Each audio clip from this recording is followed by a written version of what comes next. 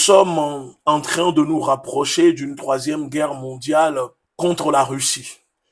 Les États-Unis sont tellement désespérés avec leurs alliés qu'ils ont décidé de fournir des bombes à fragmentation, des bombes à sous-munitions au régime ukro-nazi de Kiev pour espérer gagner quelques kilomètres carrés ou peut-être montrer qu'ils sont en train de soutenir l'Ukraine. C'est l'actualité des dernières heures, les sous-munitions qui sont accordées maintenant par les Américains. Oui, alors les États-Unis qui tentent de se justifier. Le président Joe Biden a évoqué le manque de munitions des Ukrainiens. Dans le même temps, Jack Sullivan, le conseiller à la sécurité nationale, a insisté sur l'engagement pris par les Ukrainiens. L'Ukraine a fourni des assurances écrites selon lesquelles elle utilisera ses armes de manière très prudente afin de minimiser les risques pour les civils.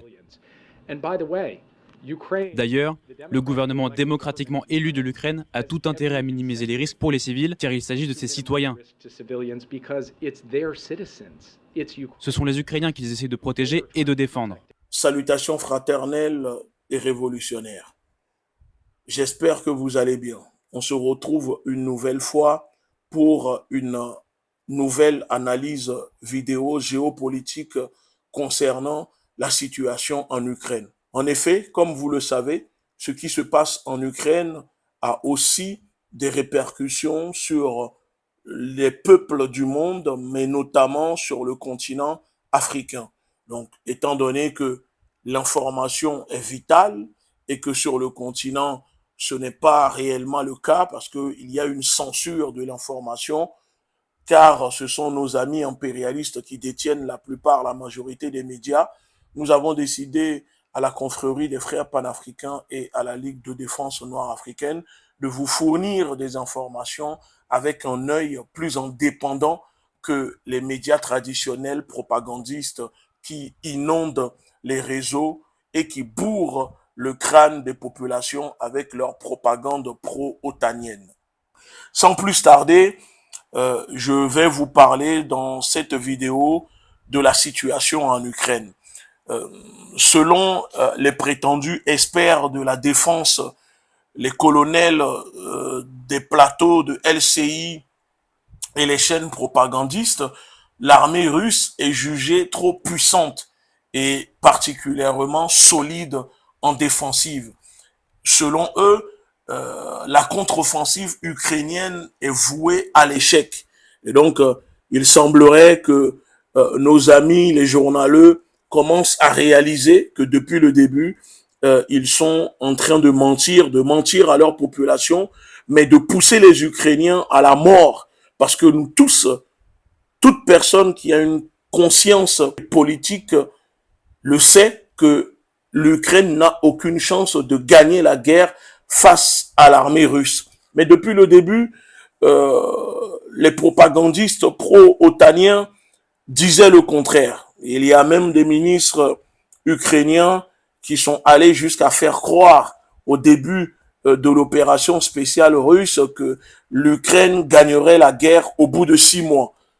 Plus de 1 an et bientôt 2 ans, l'Ukraine a du mal à progresser. Pire encore, la contre-offensive annoncée par les alliés, les États-Unis, l'Europe, la France, la Bretagne, etc. Les ukro-nazis n'ont gagné que 100 km² de territoire. Alors qu'en face, l'armée russe gagne 3 fois plus. Désespérés de cela, et à cause de tout ça, les États-Unis ont décidé de fournir des armes à sous-munitions à Kiev en raison de l'échec de l'offensive des forces armées ukrainiennes. Alors, quels sont ces 5 principes? Eh bien, l'Ukraine n'utilisera ces munitions que pour la désoccupation de ses territoires internationalement reconnus. Ces munitions ne seront pas utilisées sur le territoire officiellement reconnu de la Russie. Puis il précise, nous n'utiliserons pas d'armes à sous-munitions dans les villes afin d'éviter les risques pour les populations civiles. Mais il rajoute, les armes à sous-munitions ne seront utilisées que dans des zones où il y a une concentration de militaires russes. L'Ukraine tiendra également un registre strict de l'utilisation de ces armes et des zones locales où elles seront utilisées. Et sur la base de ces registres, après la désoccupation de nos territoires et notre victoire, ces territoires seront classés par ordre de priorité aux fins de déminage. Cela nous permettra d'éradiquer le risque lié aux éléments non explosés des armes à sous-munitions. Enfin, nous rendrons compte à nos partenaires de l'utilisation de ces munitions et de leur efficacité afin de... Qu'est-ce que cela signifie? Et je vais vous expliquer dans la vidéo. Et pour ces raisons que je viens de vous évoquer, les États-Unis ont pris la décision de fournir des bombes à sous-munitions au régime ukro-nazi à Kiev. La fourniture de bombes à sous-munitions à Kiev, pour moi, je ne vais pas vous mentir, est un acte de désespoir de la part de Washington concernant leur guerre contre la Russie. Cela démontre tout simplement que malgré la propagande, malgré l'aide militaire, les milliards de dollars que injectent les États-Unis et alliés en Ukraine, le régime de Kiev a du mal à fournir les résultats que espéraient les États-Unis, a du mal à fournir le résultat que espère l'OTAN. Et donc, en désespoir de cause, la décision américaine d'inclure les armes à sous-munitions dans son dernier lot d'aide militaire à Kiev est un aveu d'échec et surtout une tentative désespérée d'éviter la défaite. Car pour les Américains, la victoire russe est pire que la mort des civils à bombes à fragmentation que les néo-impérialistes américains à Washington s'apprêtent à fournir à l'Ukraine. Fournir des armes à sous-munitions à l'Ukraine est un crime contre l'humanité parce que c'est interdit par la résolution de l'ONU de l'utilisation de ces bombes à sous-munitions. Donc ici, dans le conflit entre l'OTAN, les États-Unis, l'Europe et la Russie, la décision de Washington de fournir ces armes à sous-munitions sont bien évidemment un geste de désespoir. Parce que une telle mesure témoigne de la prise de conscience peut-être tardive des États-Unis et alliés de leurs satellites, de l'impuissance face à l'armée russe. Donc, malgré tout ça, les démons américains veulent absolument continuer de pousser l'Ukraine dans la mâchoire du loup. Parce que les États-Unis ne veulent pas admettre clairement que en Ukraine, les choses ne se passent pas comme prévu.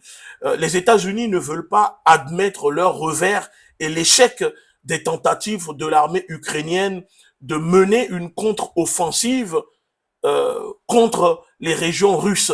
D'ailleurs, par conséquent, si vous le constatez, on observe qu'ils commettent de nouveau des actes de folie.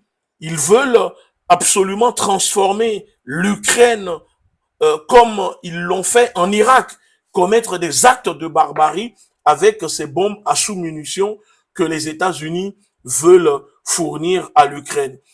Washington continue de faire monter les enchères dans le conflit parce que plus le conflit monte, plus cela arrange les affaires des néo-impérialistes de Washington, que ce soit l'industrie de l'armement, etc. Même si on le sait que la dette antérieure américaine aujourd'hui commence à inquiéter les alliés et les pays du monde entier. Mais avec la ténacité digne d'un meilleur usage de démons, les États-Unis dans leur tête espèrent que la situation basculera en sa faveur, même si nous savons que non, que tout ce que les États-Unis sont en train de faire est voué à l'échec. Et tout ça ne fait que rapprocher pour moi l'humanité d'une nouvelle guerre mondiale. Et qu'on ne s'y trompe pas, et si demain il y a une guerre mondiale, ça touchera aussi l'Afrique. Et pour les personnes qui diront, mais pourquoi le fait que les États-Unis décident de fournir une bombe à fragmentation à l'Ukraine inquiète tant le monde et voire ses propres alliés?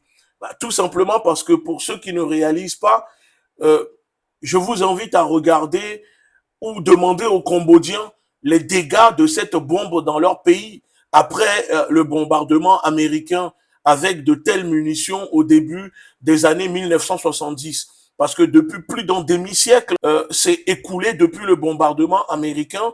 Le Cambodge n'arrive toujours pas à trouver de fonds pour le déminage de ces sous-munitions qui fait des dégâts, pas des dégâts contre des militaires, mais des dégâts sur les populations cambodgiennes. Et donc, l'utilisation de ces armes en Ukraine est considérée pour beaucoup d'organisations et pays comme des crimes contre l'humanité. Parce que ce sont les Ukrainiens qui seront encore une fois victimes de ces bombes à sous-munitions qui seront larguées dans leur pays. Et pour ceux qui ne connaissent pas ce que c'est qu'une bombe à sous-munitions, je vous diffuse ici une vidéo. Regardez les dégâts impressionnants que peut produire cette bombe quand elle est lâchée sur un territoire. Je ne sais pas si vous voyez la vidéo en même temps.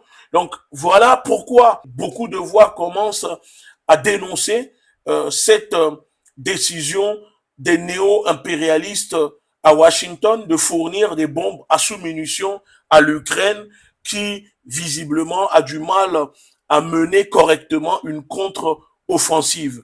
Dans le même temps, concernant cette fourniture de sous-munitions au régime nazi de Kiev, je suis allé regarder quelle est la position